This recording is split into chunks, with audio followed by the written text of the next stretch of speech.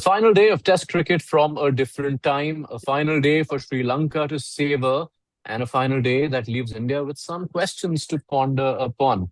The two-match Test series is done. Sri Lanka have battled their way to a draw at Colombo. India win the series 1-0. But let's unpack all of it on Cricinfo Matchday with Cheteshwar Pujara. Now, Puji, we thought once you retired from Test cricket, we've seen the last of a batter who can bat time, a batter who can spend the day. And today we have seen almost 90 overs batted by the last four Sri Lankan wickets, helmed by a new Sonal Dinusha. Were you taken back in time? Yes, definitely. When I look back at his innings and the way he has batted throughout the series, not just in this particular test match, but even throughout the series, he has been phenomenal. Uh, he is probably, it takes me into that era of batters like Kumar Sangakkara, Maila Jayawardene. When I was growing up, I used to look at those Sri Lankan players and you say that, yes, these guys can play long innings. And Sonal Dinusha is another player.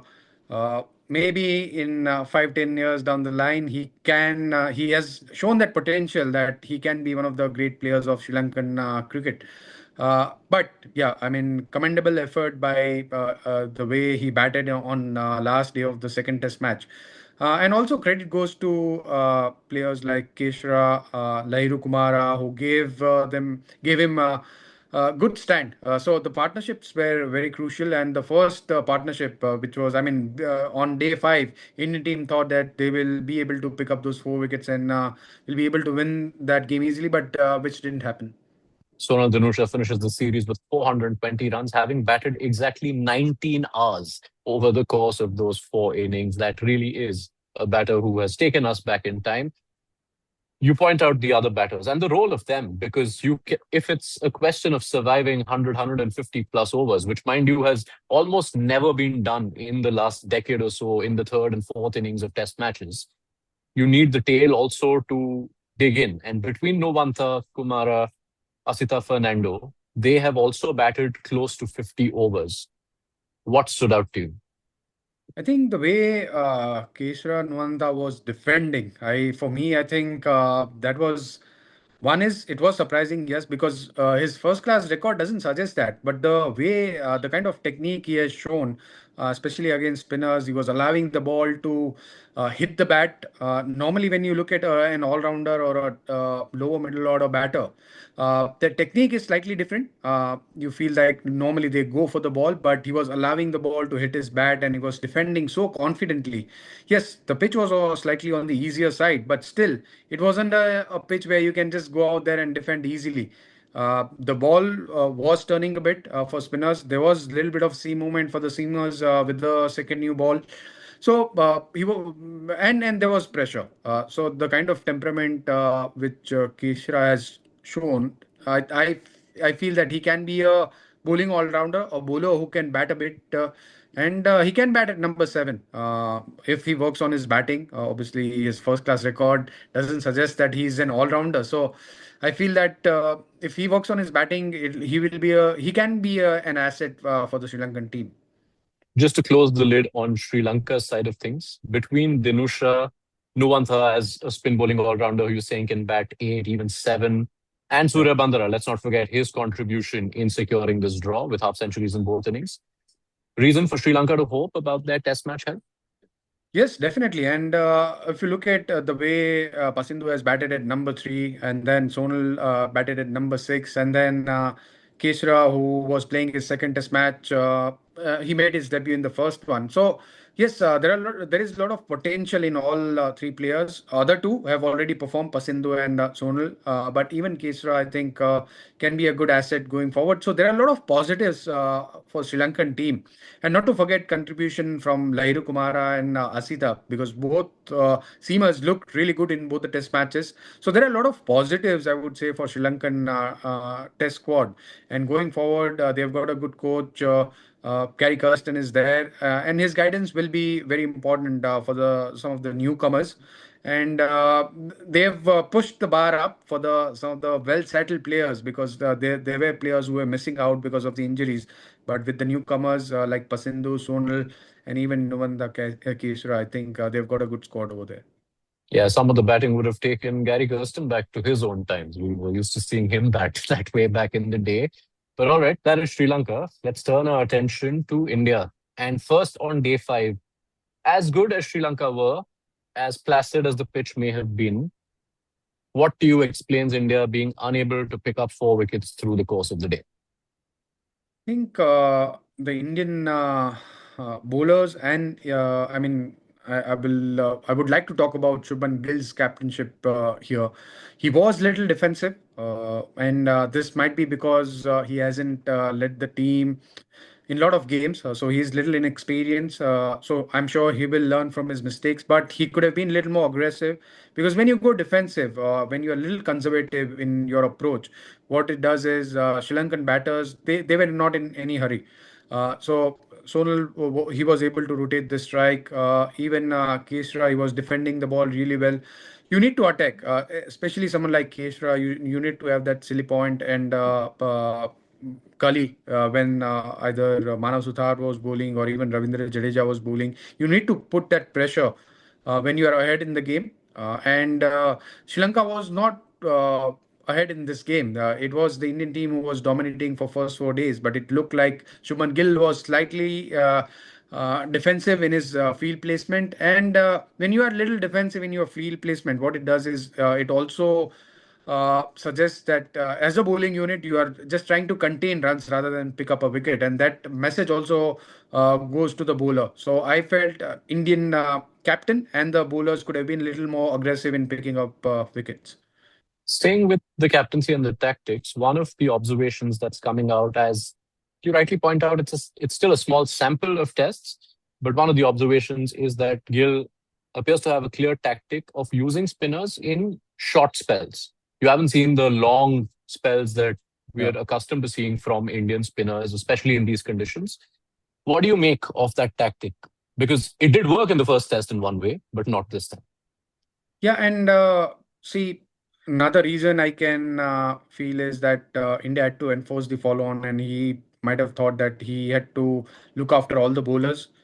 Maybe for spinners, you may not need to do that, but I would like to talk about enforcing the follow on. We'll come back to that, but first let's talk about Shubman Gill and the point which you made about him not allowing the spinners to have a longer spell. I tend to disagree with that. I mean, and I agree with you that he should be. I mean, Indian spinners should be bowling longer spells, and Shubman will have to learn this quickly because for a spinner.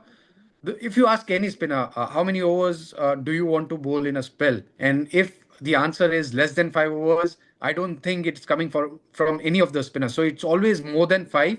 It can be six, seven, eight, nine. Sometimes for someone like Ravindra Jadeja, when he bowls a spell of 10, 15 overs, he finds his rhythm. He knows that now he has the opportunity to pick up a wicket. So you need those many number of overs. And Shubman will have to learn that quickly, especially in Asian conditions where you need to allow your spinners to bowl longer spells. Okay. We do revisit the follow on decision as well. You had your call on it on day four itself. And it is, of course, an easy factor of this test to look at.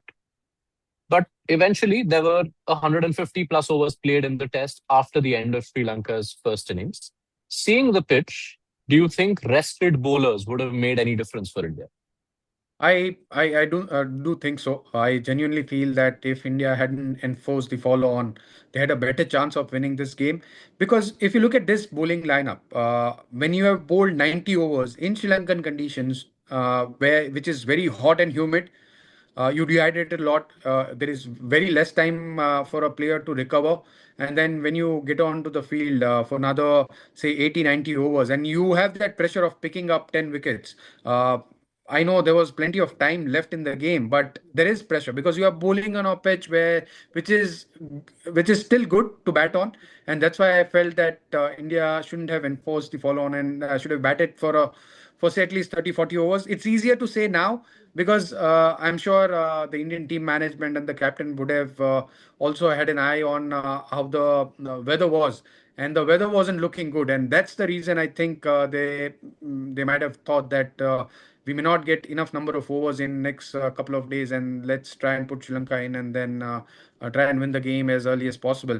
But I still feel if there wasn't any weather around, it was pretty straightforward. Try and keep Sri Lankan batters on the field for some time, try and bowl for a session on day four, and then use the conditions on day five where it's never easy to bat.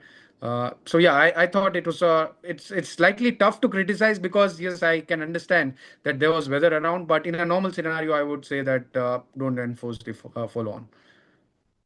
Yeah, and they wouldn't have been too displeased by the call at the end of day four, thinking that, okay, we have 4 wickets left. We do have the final day remaining. But what becomes a pretty telling factor of this test match as a whole is that Sri Lanka's last 4 wickets have batted about 130 plus overs between them across the two innings. And it's not like it's a complete aberration because since 2024, only England, Pakistan, and Bangladesh have taken longer on average to get rid of the last 4 wickets. How big a concern is that to you for India, and what explains it? No, I'll just come back to the point which I was making earlier. See, when you have enforced the follow on, we are just looking at the numbers where Indian bowlers haven't taken 4 wickets on day five. But the reason they couldn't do that was firstly to be on the field for another session because they had bowled 90 overs in the first innings and second innings they've bowled. I don't know what's the ultimate number, but it's close to 130 overs, more than that maybe. Uh, 150? Yeah. yeah, 150 overs. So when you look at the first session, by the end of first sessions, the bowlers were tired. They didn't have uh, enough energy to bowl with the same pace, with the trajectory. Even the spinners, they looked tired, although they were trying their best. But I wouldn't blame them on their performance on the last day because yes, first session they could have been little better. Second session again the strategies or the tactics could have been better. But the final session, you are just you are hoping that you will pick a wicket because your body doesn't support you. The broader point on India in the last couple of years appearing to have troubles in dislodging the tail. It was a factor. India were almost the best team when it came to wiping out the last 4 wickets between 2015 and 2023. And they've slipped to the fourth worst among the prominent teams in the last couple of years. Is that a concern for you? Little bit, but it's still a young bowling lineup. If you look at, I mean, there is enough experience of Mohammad Siraj, Ravindra Jadeja, but Prasidh Krishna has just played, say, 9 odd test matches. Then you have got Manav Suthar, who has just been part of the squad recently. And then Saransh Jain was making his debut. So there was inexperience in that bowling lineup.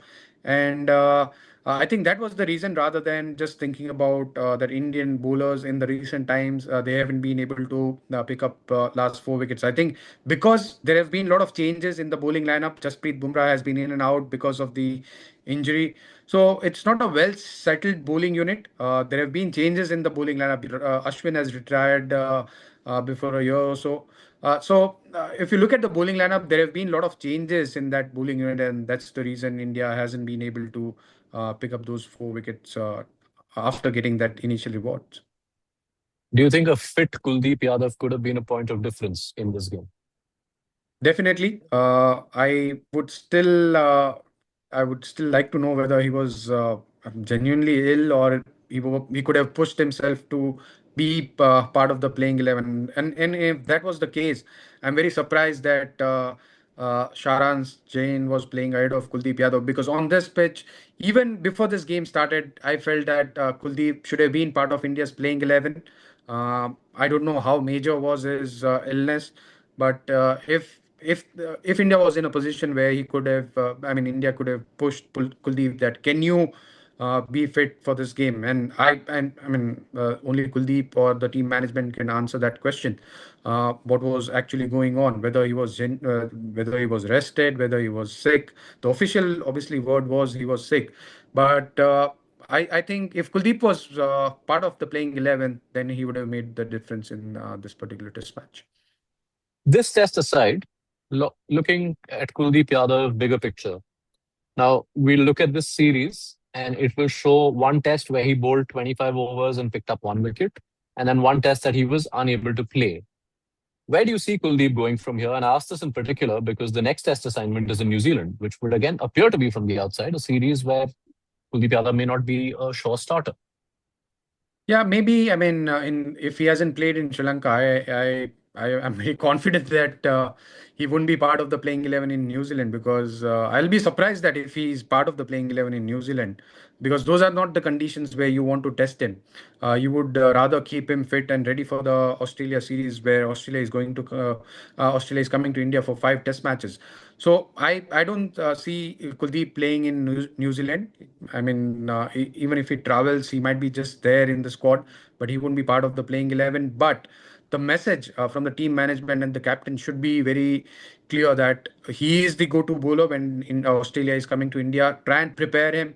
Try and give him that confidence that whatever has happened in the past, let's forget it. You are an important part of this squad and be ready for that tour where Australia is coming to India. Keep him ready, even if he has to play some first class cricket. Try and ensure that he's ready and ready to go for that series. All right, so Kuldeep Yadav. Let's see where he goes. Looking at the series big picture, you would say from an Indian perspective that Devdutt Padikkal, for the time being, locking himself at number three would be India's biggest headline. Definitely, I think he deserves to be at number three, at least for the next series, where India is going to New Zealand.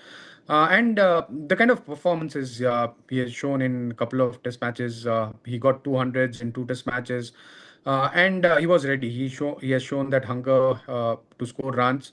And going forward, I'm sure the consistency is something which will be needed from him because if you're batting in top three, that is what you expect, and that's where I think there is someone like KL Rahul who has shown that consistency. Now we have got Devdutt Padikkal who will be batting at number three, and if he shows that consistency, then there will be some pressure on Yashashvi because he hasn't shown that consistency lately, and I would expect him to be little better when it comes to Test cricket and even the kind of shot selection he makes when he is out there at the crease. The fact that it finishes 1-0 and not 2-0, how damaging is that to the WTC final hopes, which were slim, but Yeah. it looks slimmer now with 7 tests, two of them in New Zealand and five against Australia. Yeah, it's a tough task for the team management, the players, captain.